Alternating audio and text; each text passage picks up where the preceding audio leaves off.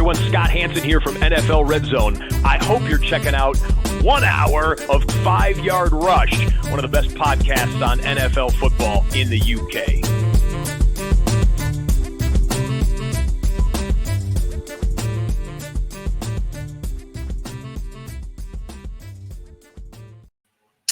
What is happening, Rush Nation? We are back. We're back with another Fantasy League Explainer, and this one is pretty special. It's our own. It's the one I created from scratch, the Fantasy Football Challenge Cup 2025, 7th annual league. So yeah, it's exciting to do this one. Draft starts on Monday. We are full for 2025. I will look for a couple of people potentially to step in. Should we get timeouts? Although hopefully this year we don't. We had 4 last year. Hope for less this year. That would be amazing if we can do that. So yeah, this is a very unique tournament. If you're watching this new to the channel and like, what is this? Welcome. Sorry you missed out this year, but you might be interested in this next year. It's a tournament that is effectively a knockout competition, like a bracket, pretty much from the get-go. It starts off by being a cut to 256. So we have 324 people this year. We will cut to 256. Top 256 scoring teams in week 1 will advance to brackets. And then the remainder will play in what's called the Squid Game. The Squid Game is effectively a wheel of random prompts every week. And if someone in the team hits that prompt, they advance. And if they don't, then they're eliminated. So it'll be like a wide receiver has to score 20 plus fantasy points this week. And then it will whittle down the group pretty quickly until we get to a finale. So that becomes its own sort of separate tournament. It's a bit of fun. If you go out week 1, you're still in a tournament and it's quite fun. It's all best ball, so it's all automated. You don't have to think too hard. It's just something a bit different every week. In the main event, round 2, be a heads-up match. It's 2 weeks long. If you win, you move to the main event. If you're eliminated, you move into the Intercontinental Plate, which effectively is like a runners-up competition. And then it's a straight bracket, 128 teams in each bracket. Got away through to crown a world champion, a winner of the Intercontinental Plate, and then we'll have a winner of the Squid Game. So actually there are 3 winners of this tournament, but they're ranked in priority. Main event, world champion, best you can get. Plate is kind of like the second best trophy you can win. Kind of think of it like football, right? With the Champions League, the Europa League, and the Conference League, right? Squid Game is effectively your Conference League, but it's a lot of fun. It's a good tournament to play in, and I'm looking forward to running it. The scoring is progressively wild, and because it's 2-week matchups, effectively all the way through, bye weeks are a real factor. You can't take too many players with the same bye weeks or similar bye weeks like next to each other, because that's going to put you in a real hole. And it is best ball, so there's no waivers or anything like that. So without further ado, let's break into the scoring. So the scoring is very choice unique, I should say. So QBs do get boosted in this format quite significantly, but not completely on their own. So you can see here with the way the projections have worked out that the majority of the QBs are scoring higher than anybody else. And then you get this break of tight ends, running backs, and then it kind of gets spread. So wide receivers get a little lost in here, and then all of a sudden they burst to prominence in here in little parts, because there's all sorts of different quirks of scoring. There's passing completion bonuses, there's rushing first downs, receptions first downs. Then there's bonuses for tight ends and wide receivers. So the tight ends get a nice little boost in here per first down, as do the running backs. So wide receivers kind of get a little left, and then they kind of take over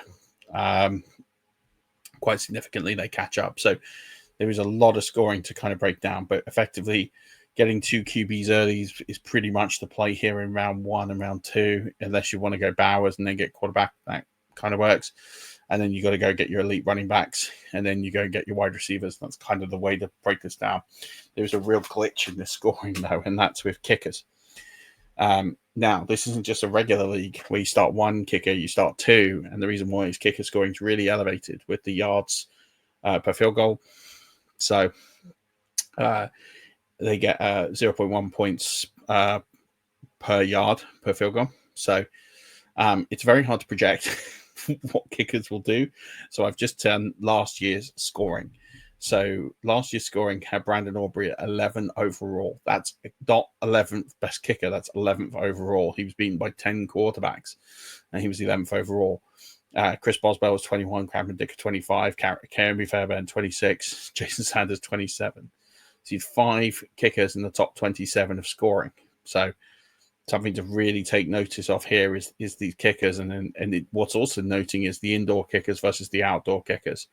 The outdoor kickers, Chris Boswell was a bit of an exception. He had a couple of 6 field goal games, but majoritarily the indoor kickers outperform the outdoor kickers. So that's one to really kind of note when you get into this. Not exclusively players like Josh Carty, but it was his first year in the league here, and Young Ho Koo didn't do particularly well. But you're chasing those that kick a higher amount of volume of field goals. 31 kickers on here because the layoff one was a bit of a rotating position. All finished within the top 200 of scoring. 22 kickers finished in the top 100 of scoring. So 22% of the top 100 players were kickers. So it is an important position. Last year they were going kind of all over, but it seems to be it's viable to be taking them in round 5, round 6. Maybe a little bit later. Some teams took like 5 kickers. I don't know if that's the play, but I definitely think you need to get 3 or 4 kickers. And again, the more you take, the more you diminish, because there's less rotation at the kicker position than there is probably at any other position. So that is one to note. Josh Carty worked pretty well for those that waited late on kicker last year, but you probably don't want to be sleeping on kickers too late this year. But back to the offensive positions. Again, I sort of preface this. There are players I aggressively rank in here. Baker Mayfield over consensus. Drake May over consensus. Christian McCaffrey over consensus. Michael Pittman, Jonathan Taylor, Mike Evans, the players I've got over consensus. Ashton GT, I'm under consensus. Not by much, but a little bit. So those are players to keep an eye out for, just if you see it a little screwed. And these are based on my base projections, so you'll have a copy of this sheet available to you. If you've watched any of the other ones, so, you know, what I would say is it's pretty similar, that you'll get a copy of the sheet. It's available. Byron Chenko has also, on X, John Byrne has done an amazing, he's taken Mike Clay's projections and turned them into the scoring for this format. So if you don't want my projections, that's fine. I'm not going to be offended. You can go and get Mike Clay's projections set for this scoring format. Just get in contact with him. I did tweet it out this morning. So you can do that. So this format here is really crucial to look at the bye weeks. That's going to be really fundamentally important. You're going to need to look at kickers really early, like round 5. And you'll tell those that haven't done the homework, because they'll be like, why is a kicker going here? And it's start 2 kickers. Really, really important. And then the rest of it is, get running backs over wide receivers, but then stock up on wide receivers in the middle, because they've got the most volatility when it comes to that best ball play. So stacking tends to be a good and a bad strategy in this, because you've got to navigate the bye week. So you don't want too big a stack, because you've then got to suffer that bye week. And those that took big stacks of teams because they played that best ball format really got stuck in sort of the big bye weeks. So, you know, it's really crucial. I can't stress enough. Bye weeks is probably a bigger factor in this tournament than any other. Quarterbacks need to cement yourself with 2 early. Kickers, you're going to need to cement yourself with a kicker or 2 quite quickly as well. I'm just going to pull up last year's. So the scoring hasn't changed too much from last year, but what I will do is I will pull up last year's winning squad by Patrick, otherwise known as Mugs NFL, on X, who does amazing merchandise. Go shout out to him, our current world champion. So let me just go and pull this up. I can't remember what division he was in, so I should have been better prepared for this. But while I'm just pulling that up, I think if the big thing I would say here is take your shots, swing big. It's a really hard tournament to win. You'll have the opportunity to play against draft with some great legends of the community, especially those who are big content creators.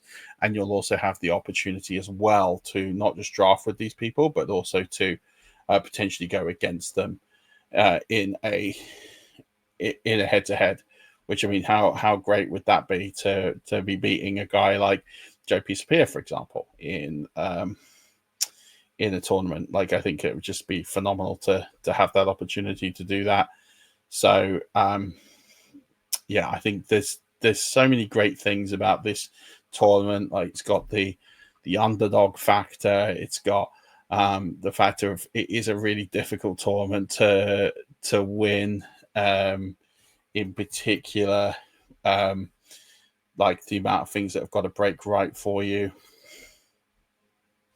and everything else. So I'm just pulling up Mugs. I'm just pulling up Patrick's words. So shout out to Patrick if you're watching this. He should have probably done this video to beat 324 people to break through and do this. I'm going to just pull it into Sleeper now and show you the winning team last year, because I think that's quite important as well to kind of see what worked. And again, the scoring is fairly similar. I've made small tweaks, but nothing I think that's too drastic on it.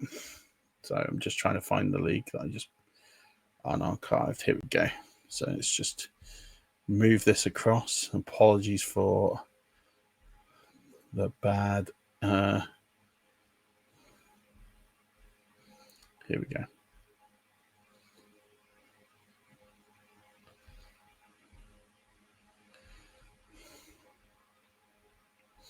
So this was the league last year, and then let's pull up Patrick's squad.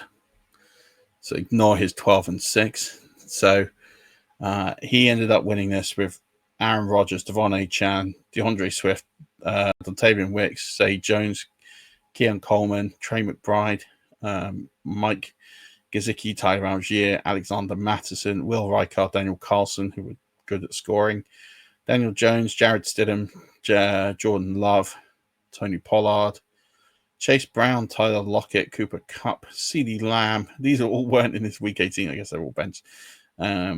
Everett, Kittle, Myers, and McLaughlin. So you have 4 kickers that anchored his scoring. Again, you can see how big they score here here on the screen. So you're getting the feeling for just how important the position is. So again, don't sleep on it. Pat took 4 kickers. If we go to his draft, let's see if I can find the draft.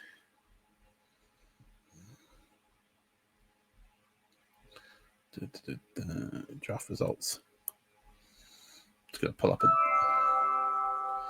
So if we look at how Patrick broke it down last year, you can see here on the screen his draft. Lamb, Love, McBride, Achane, Kupp, Kittle, Rodgers, Swift. So he didn't go kicker until round 9, when this kicker run went off. I would say the kicker run went later in this draft than in other leagues. And then he hammered the position here at the 16th, 17th round, picked up Chase McLaughlin here, which was great value in the 22nd round. So this position, this league didn't hit kickers as hard as others. I saw some leagues where they were like out by like 12, 13 rounds. So bit of luck there on Patrick's side to pull this draft, but you can get a feel for how he constructed his winning squad. So you can reach out to his handles here, Mugs NFL, reach out to him, get some tips from him on how he broke down this league and how he crowned himself a world champion by winning this competition 12 months ago, 6-7 months ago. But it is a challenging format. There is a lot of things that need to break your way to win it. But ultimately, we're here to have fun and the opportunity to play in a head-to-head against the guys like Joe Dolan, Joe Pisapia, Pat Fitzmaurice, Bob Lung, guys that we have, Justin Boone, guys we have on the show on a regular basis, and playing against them and potentially beating them in a heads-up format is a phenomenal feeling, which is kind of my idea when I put this together, and we raised a lot of money for Crohn's Colitis UK. So information will all be in the notes, including the projection sheet I showed through, or at least a version of that. So do go and check that out. Get yourself ready for the FFCC on Monday. Lots of charity drafts starting in the next few days. I'll be doing more of these examined videos over the coming week or so. Stay tuned for those. But until then, Rush Nation, don't forget, as always, happy weekend and keep rushing.